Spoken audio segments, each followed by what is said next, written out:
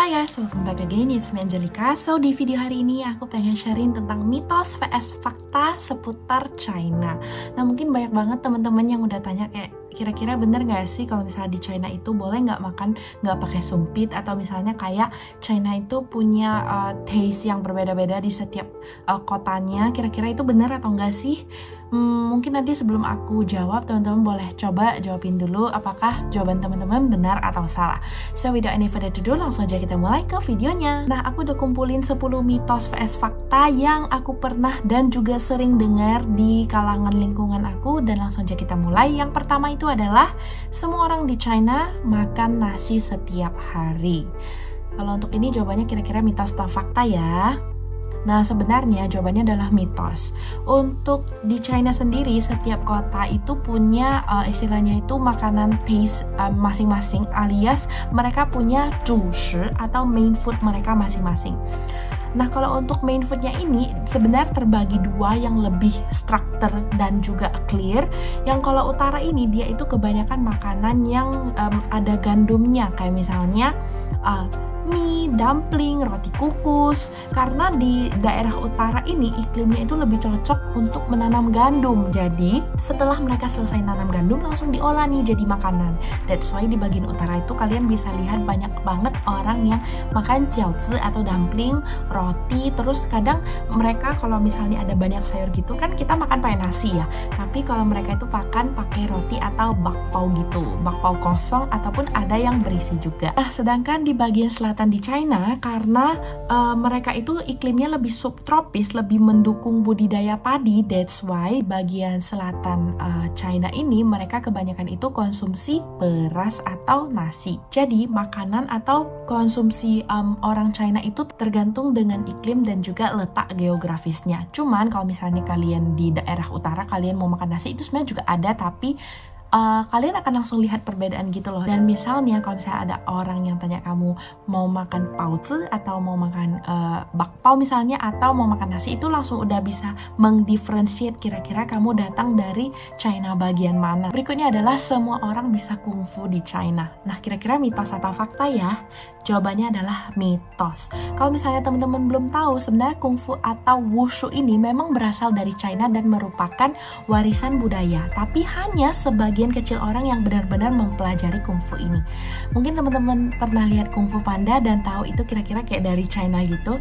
Yes, kungfu dari China. Panda juga itu kayak simbolik atau ikoniknya China. That's why kungfu panda itu kalau digabung tuh kayak kalian langsung kepikiran China gitu guys. Tapi sekarang di China itu sudah banyak sekolah atau universitas yang mereka mewajibkan buat olahraga. That's why mungkin ya mereka itu tidak mewajibkan kalian bisa kungfu atau wushu atau misalnya tai chi gitu, tapi mereka wajib kalian itu olahraga. Menurut data General Administration of Sport of China, olahraga paling populer yang ada di China itu sebenarnya adalah basket, sepak bola, dan juga lari. Kalau untuk kungfu ini lebih banyak dipelajari di sekolah seni bela diri khusus, bukan aktivitas harian masyarakat. Yang ketiga adalah di China itu internet gak bisa digunain. Kira-kira mitos atau fakta ya? Nah, buat teman-teman yang udah kuliah lama atau misalnya yang baru akan datang, mungkin kalian merasa kayak kayaknya bener deh. No guys, jadi actually China ini dia punya sistem internet sendiri yang dikenal sebagai Great Firewall of China. Untuk fungsinya ada yang pertama itu menyaring konten seperti situs platform dari luar negeri kayak Google, Facebook, YouTube, IG itu nggak bisa dibuka di China. Untuk layanan dalam negeri yang diizinkan itu seperti WeChat, Baidu, Weibo, ataupun Youku. Yang kedua adalah mengontrol informasi. Dengan adanya internet sendiri di China, pemerintah bisa membatasi berita atau diskusi atau kata-kata kunci yang dianggap sensitif, dan mereka punya sistem keyword filtering atau kata kunci yang sudah difiltrasi atau filtering keyword, dan juga manusia yang mengawasi konten-konten. Apabila teman-teman post hal-hal yang sensitif itu biasa langsung akan di take down. Pernah waktu COVID itu awal-awal sebelum semua orang tahu itu, jadi itu memang udah ada beritanya gitu guys, dan itu langsung di take down sama pemerintah. Juga misalnya kasus-kasus yang sensitif seperti pembunuhan, kasus pencucian, korupsi, dan lain sebagainya itu pemerintah sangat-sangat mengontrol informasi di sana. Dan yang paling terakhir adalah mengawasi aktivitas online. Semua aktivitas internet melewati server yang dimonitor dan juga data pengguna bisa dipantau untuk keamanan nasional dan juga stabilitas politik. Untuk penggantinya ada nggak, Ci? Ada dong pastinya. Untuk WeChat ini bisa menggantikan WhatsApp dan juga Facebook plus PayPal. Nah, untuk pengganti Google itu ada Baidu, dan untuk pengganti Twitter atau X itu bisa kalian search di Weibo. Kalau misalnya untuk aplikasi shopping gitu kayak Alibaba gitu, mungkin teman-teman yang nggak di China mungkin kurang tahu, tapi sebenarnya ada kayak Pinduoduo, Weipinhui, Temu, itu adalah aplikasi-aplikasi yang di China yang bisa kita gunain buat belanja barang. Kalau misalnya aku pengen pakai gimana? Kalian tinggal download VPN. VPN yang kalian beli harus safety gitu ya guys, jangan yang asal beli, karena sebenarnya buka VPN di China itu termasuk hal yang tidak baik atau hal yang ilegal. Jadi make sure kalian beli VPN yang terakreditasi buat buka Google, WhatsApp, YouTube, dan aplikasi luar lainnya. Berikutnya adalah semua produk dari China kualitasnya rendah. Nah, faktanya setelah aku research dan banyak lihat di internet itu, kualitas produk di China itu sebenarnya tergantung permintaan pasar. Kalau misalnya kalian punya modal yang minim, kalian requestnya banyak, itu pasti akan naik juga costnya gitu. Nggak mungkin kan misalnya kalian mau barangnya 10.000 tapi disuruh produksi barang yang 300.000 misalnya, itu kan nggak mungkin. That's why pabrik ini bisa memproduksi barang dengan kualitas rendah hingga premium sesuai dengan budget para pembeli. Berikutnya adalah China hanya terdiri dari kota besar yang modern. Ini tuh paling mitos banget. I mean like secara sejarah gitu ya, China kan emang udah lama banget berdiri, almost like punya 5,000 years history, dan China itu dia itu pertama dari desa sampai ke kota modern itu ada tingkatannya guys gitu. Jadi di China itu ada pembagian kayak 1线城市, 2线城市. Nah, mungkin yang teman-teman kenal tuh kayak Beijing, Shanghai, Guangzhou, Shenzhen, kota-kota yang besar, Hong Kong.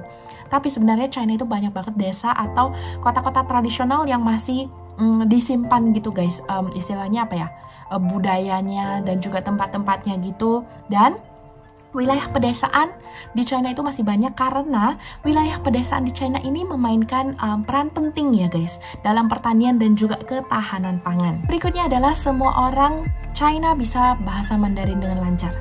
Faktanya China itu punya lebih dari 200 lebih dialek yang misalnya teman-teman tahu kayak Cantonese yang terkenal di Guangdong atau Hong Kong, Shanghainese untuk orang-orang Shanghai, Hokkien untuk orang Fujian, dan juga Tibetian dan juga Uighur. Jadi pemerintah itu gencar banget buat suruh semua rakyatnya pakai Putonghua. Putonghua ini tuh lebih gampang buat komunikasi ke orang internasional yang bisa bahasa Mandarin. Let's say mereka mau ngomong sama aku atau misalnya mereka mau jual barang ke aku, kan harusnya pakai Putonghua. Kalau misalnya mereka pakai bahasa daerah mereka sendiri, kemungkinan aku nggak bakalan ngerti dan aku nggak jadi beli deh. That's why pemerintah itu lagi push mereka buat bisa Putonghua atau bahasa Mandarin. Berikutnya adalah polusi udara ada di seluruh China. Faktanya adalah memang ada kota besar dengan tingkat polusi yang tinggi seperti kayak Beijing. Kadang itu ada kayak apa ya, sand gitu, apa sih namanya, yellow sand apa gitu, hurricane yang bisa bikin polusi di Beijing tuh jelek banget. Apalagi smoke karena pembakaran batu bara dan juga kendaraan di Beijing itu parah banget. Tapi menurut laporan IQ Air 2023, kualitas udara di China ini sudah banyak berubah dan juga kualitas udara di China ini sebenarnya beragam. Gak bisa dibilang satu negara China semua kualitas udaranya buruk. Pokoknya kalian tinggal cek aja. Kalau misalnya kualitasnya buruk, ya silahkan pakai masker buat mengurangi debu yang masuk ke paru-paru kita. Intinya nggak semua wilayah buruk. Berikutnya adalah semua orang di China bekerja 24 jam tanpa libur. Ini paling gila lagi mitos yang pernah aku dengar. Jadi semua orang itu bukan kerja 24 jam. Kalau misalnya kerja 24 jam, kita tuh bukan robot ya guys. Jadi kita butuh istirahat at least 1/3 dari hari-hari kita, yaitu 8 jam. Nah, standar kerja nasional di China itu 8 jam per hari atau 40 jam per minggu. Hampir sama sih dengan beberapa negara, dan di Indonesia juga seperti itu. Tapi di sini itu ada namanya budaya 996 atau 996 culture, which is jam 9 pagi kerja sampai jam 9 malam dan 6 hari seminggu. Di sektor teknologi maupun di sektor finance atau perbankan, corporate finance banking gitu.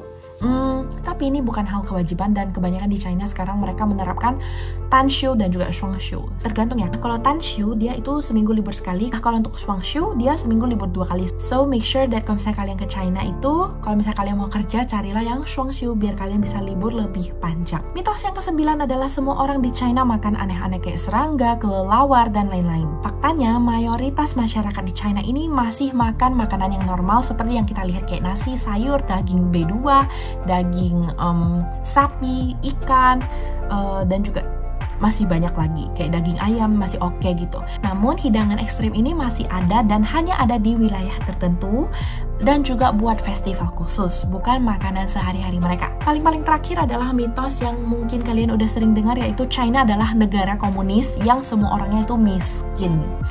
Ini tuh kayak mungkin buat temen-temen yang belum tahu ya, China itu banyak banget sekarang rich people, orang-orang yang kaya. Memang sistem politik di China itu emang komunis, tapi ekonominya ini udah menjadi ekonomi campuran loh, dan kapitalisme pasarnya juga cukup besar.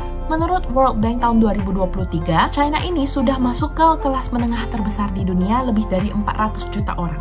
Dan kota-kota seperti Shanghai, Shenzhen, Beijing punya tingkat konsumsi setara kota besar di Eropa ataupun Amerika Serikat. That's why China ini nggak semua orang lagi miskin. Seperti yang aku bilang tadi, now China itu banyak banget orang yang kaya-kaya gitu guys. Karena di jalanan itu udah sering banget lihat orang pakai Hermes, tas-tas mahal, mobil-mobil mahal, dan juga istilahnya dari sweeping atau mereka punya level of consumption itu udah tinggi banget. Ini tuh aku sharing dikit ya, mungkin dulu orang China itu mereka hemat banget sampai mereka tuh kalau bisa nggak keluarin duit di hari itu jangan keluarin duit. Tapi sekarang tuh udah banyak banget sih orang-orang yang menurut aku agak sedikit langfei gitu. Kalau misalnya mereka makan tuh mesen terlalu banyak makanan gitu. Menurut aku ini hal yang wajib mereka coba buat ubah sih, karena ya di dunia ini masih banyak banget orang-orang yang gak berkecukupan buat makan.